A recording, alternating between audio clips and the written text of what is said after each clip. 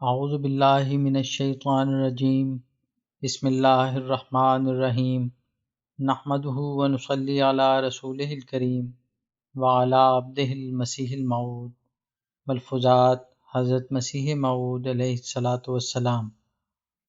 1 اگست 1899۔ Editor صاحب الحکم تحریر کرتے ہیں۔ 1 اگست 1899 کو بعد مغرب حضرت اقدس علیہ السلام کی ملاقات کے لیے ایک ہندو سادھو صاحب جو اپنے طبقے کے مشہور گرو ہیں تشریف لائے اور حضور علیہ السلام سے باتیں کرتے رہے۔ یہ اس گفتگو کا خلاصہ یا مفہوم ہے جس کو حافظے کی مدد سے ہم نے اپنے الفاظ میں قلم بند کیا ہے۔ مکالمہ۔ حضرت اقدس علیہ السلام فرماتے ہیں، آپ کے ہاں جوگ کا طریق سناتن دھرم کے اصول پر ہے یا آریہ سماج کے اصول پر؟ سادھو: سناتن دھرم کے موافق۔ حضرت اقدس علیہ السلام: آریہ سماج ایک ایسا فرقہ ہے جس میں صرف کہنا ہے، کرنا نہیں۔ سادھو: بے شک، یہ لوگ گرو کی ضرورت نہیں سمجھتے اور یہاں تک کہ دیانند کو بھی گرو کی حیثیت سے نہیں مانتے۔ کہتے ہیں کہ وہ ایک راہ بتا گیا ہے، اس پر چلنا ہے۔ حضرت اقدس علیہ السلام: آپ کے جوگ کے لیے بڑی بڑی مشقتیں ہیں۔ سادھو: جی ہاں۔ حضرت اقدس علیہ السلام: اس مشقت کے بعد کیا کوئی ایسی قوت اور طاقت پیدا ہو جاتی ہے جس سے اس پریم کا پتہ لگ جاوے جو ریاضت کرنے والے کو خدا کے ساتھ ہوتا ہے؟ کیونکہ محبت کا پتہ اور وجود اس وقت تک نہیں ملتا جب تک دونوں طرف سے کامل محبت کا اظہار نہ ہو۔ ادھر سے محبت کے جوش میں ہر قسم کے دکھ اور تکلیف کو برداشت کرنے کے لیے تیار ہو، اور ادھر سے یعنی پرمیشر کی طرف سے ایسا پرکاش، روشنی یا نور اس کو ملے کہ وہ عام طور پر لوگوں میں متمیز ہو جاوے۔ سادھو: ہاں، کچھ بل اور طاقت آ ہی جاتا ہے۔ حضرت اقدس علیہ السلام: بھلا کوئی ایسی طاقت اور بل کی بات آپ سنائیں جو آپ کی سنی ہوئی نہ ہو بلکہ دیکھی ہوئی ہو، یعنی آپ کے گرو میں یا ان کے گرو میں۔ کیونکہ بات یہ ہے کہ سنی ہوئی بات کچھ ایسی مؤثر نہیں ہوتی، خواہ وہ کتنی ہی صحیح کیوں نہ ہو، قصے کہانی کے ذیل میں سمجھی جاتی ہے۔ جیسے مثلاً کوئی کہے کہ ایک دیش ہے، وہاں آدمی اڑا کرتے ہیں۔ اب ہم کو اس کے ماننے میں ضرور تأمل ہوگا، کیونکہ ہم نے نہ تو ایسے اڑتے دیکھے ہیں نہ خود اڑے ہیں۔ بس قوت ایمان اور یقین کے بڑھانے کے لیے سنی سنائی باتیں فائدہ نہیں پہنچاتی ہیں، بلکہ تازہ بتازہ جو سامنے دیکھی جاویں، اور اس سے بھی بڑھ کر وہ جو خود انسان کی اپنی حالت پر وارد ہوں۔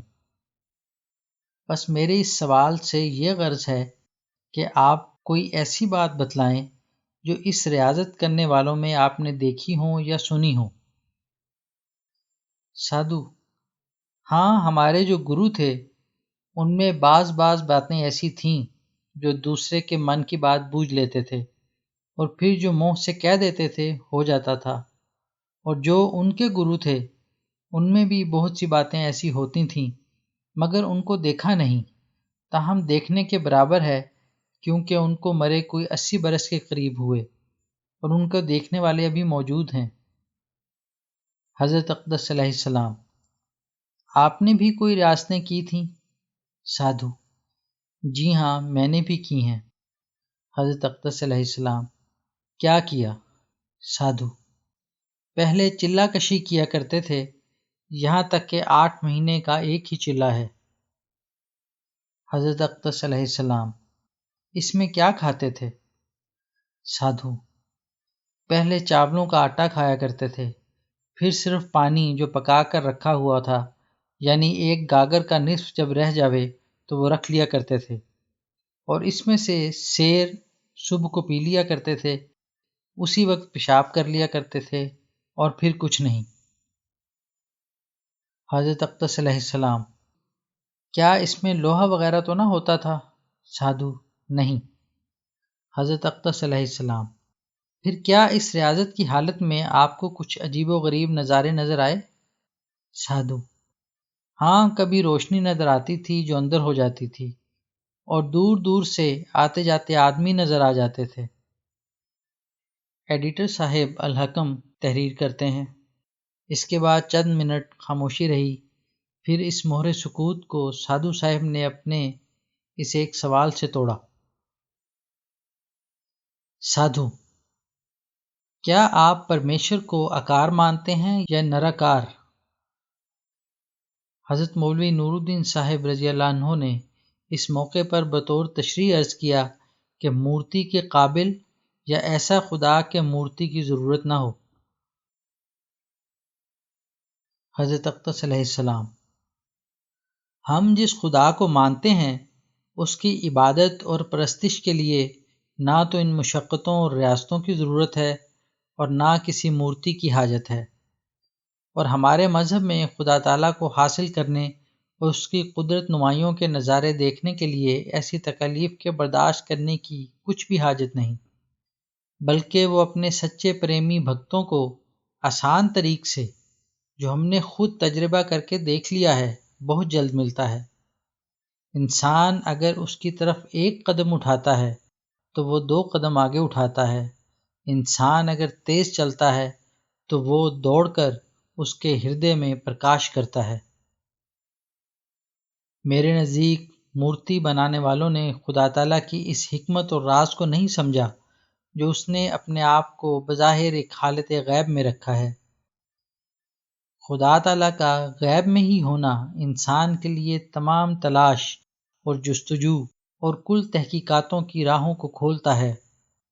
جس قدر علوم اور معارف انسان پر کھلے ہیں وہ گو موجود تھے اور ہیں، لیکن ایک وقت میں وہ غیب میں تھے۔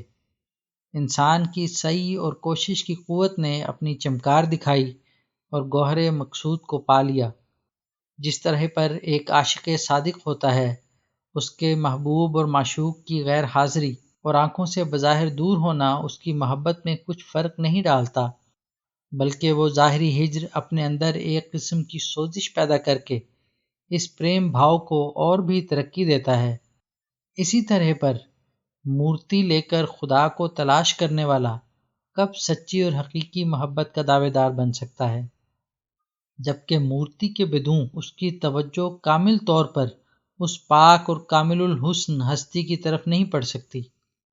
انسان اپنی محبت کا خود امتحان کرے، اگر اس کو اس سوختہ دل عاشق کی طرح چلتے پھرتے بیٹھتے اٹھتے، غرض ہر حالت میں بیداری کی ہو یا خواب کی ہو، اپنے محبوب کا ہی چہرہ نظر آئے اور کامل توجہ اسی طرف ہے، تو سمجھ لے کہ واقعی مجھے خدا تعالیٰ سے ایک عشق ہے، اور ضرور ضرور خدا تعالیٰ کا پرکاش اور پریم میرے اندر موجود ہے۔ لیکن اگر درمیانی امور اور خارجی بندھن اور رکاوٹیں اس کی توجہ کو پھرا سکتی ہیں، اور ایک لحظے کے لیے بھی وہ خیال اس کے دل سے نکل سکتا ہے، تو میں سچ کہتا ہوں کہ وہ خدا تعالیٰ کا عاشق نہیں اور اس سے محبت نہیں کرتا، اور اسی لیے وہ روشنی اور نور جو سچے عاشقوں کو ملتا ہے اسے نہیں ملتا۔ یہی وہ جگہ ہیں جہاں آ کر اکثر لوگوں نے ٹھوکر کھائی ہے اور خدا کا انکار کر بیٹھے ہیں۔ نادانوں نے اپنی محبت کا امتحان نہیں کیا اور اس کا وزن کیے بدوں ہی خدا پر بدظن ہو گئے ہیں۔ بس میرے خیال میں خدا تعالیٰ کا غیب میں رہنا انسان کی سعادت اور رشد کو ترقی دینے کی خاطر ہے، اور اس کی روحانی قوتوں کو صاف کر کے جلا دینے کے لیے، تاکہ وہ نور اس میں پرکاش ہو۔ ہم جو بار بار اشتہار دیتے ہیں اور لوگوں کو تجربے کے لیے بلاتے ہیں، بعض لوگ ہم کو دکاندار کہتے ہیں، کوئی کچھ بولتا ہے، کوئی کچھ، غرض ان بھانت بھانت کی بولیوں کو سن کر جو ہر ملک میں جو اس دنیا پر آباد ہے، یورپ، امریکہ وغیرہ میں اشتہار دیتے ہیں، اس کی غرض کیا ہے؟ ہماری غرض بجز اس کے اور کچھ نہیں، تاکہ لوگوں کو اس خدا کی طرف رہنمائی کریں جسے ہم نے خود دیکھا ہے۔ سنی سنائی بات اور قصے کے رنگ میں ہم خدا کو دکھانا نہیں چاہتے، بلکہ ہم اپنی ذات اور اپنے وجود کو پیش کر کے دنیا کو خدا تعالیٰ کا وجود منوانا چاہتے ہیں۔ یہ ایک سیدھی بات ہے۔ خدا تعالیٰ کی طرف جس قدر کوئی قدم اٹھاتا ہے، خدا تعالیٰ اس سے زیادہ سرعت اور تیزی کے ساتھ اس کی طرف آتا ہے۔ دنیا میں ہم دیکھتے ہیں کہ جب ایک معزز آدمی کا منظور نظر عزیز اور واجب التعظیم سمجھا جاتا ہے، تو کیا خدا تعالیٰ کا تقرب حاصل کرنے والا اپنے اندر ان نشانات میں سے کچھ بھی حصہ نہ لے گا جو خدا تعالیٰ کی قدرتوں اور بے انتہا طاقتوں کا نمونہ ہوں؟ یہ یاد رکھو کہ خدا تعالیٰ کی غیرت کبھی تقاضا نہیں کرتی کہ اس کو ایسی حالت میں چھوڑے کہ وہ ذلیل ہو کر پیسا جاوے، نہیں، بلکہ جیسے وہ خود وحدہ لا شریک ہے، وہ اپنے اس بندے کو بھی ایک فرد اور وحدہ لا شریک بنا دیتا ہے۔ دنیا کے تختے پر کوئی انسان اس کا مقابلہ نہیں کر سکتا۔ ہر طرف سے اس پر حملے ہوتے ہیں، اور ہر حملہ کرنے والا اس کی طاقت کے اندازے سے بے خبر ہو کر جانتا ہے کہ میں اسے تباہ کر ڈالوں گا، لیکن آخر اس کو معلوم ہو جاتا ہے کہ اس کا بچ نکلنا انسانی طاقت سے باہر کسی قوت کا کام ہے، کیونکہ اگر اسے پہلے سے یہ علم ہوتا تو وہ حملہ بھی نہ کرتا۔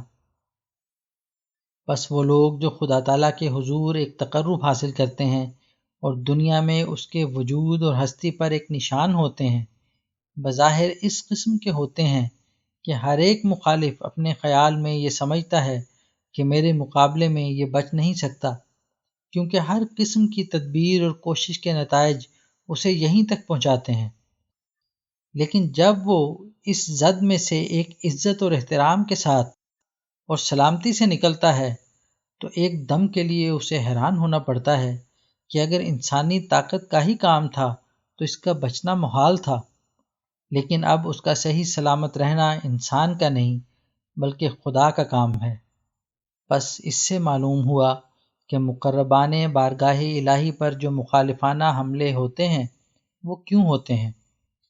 معرفت اور گیان کے کوچے سے بے خبر لوگ ایسی مخالفتوں کو ایک ذلت سمجھتے ہیں، مگر ان کو کیا خبر ہوتی ہے کہ اس ذلت میں ان کے لیے ایک عزت اور امتیاز نکلتا ہے جو اللہ تعالیٰ کے وجود اور ہستی پر ایک نشان ہوتا ہے۔